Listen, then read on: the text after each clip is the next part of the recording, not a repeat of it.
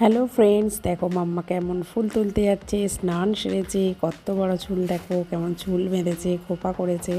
এখনও কি খুঁজছে বলো তো, টুল টুল নিয়ে ও এবার ফুল গাছের মাথায় উঠে পড়বে। দেখো ফুল গাছে উঠে ফুল মানে পারবে।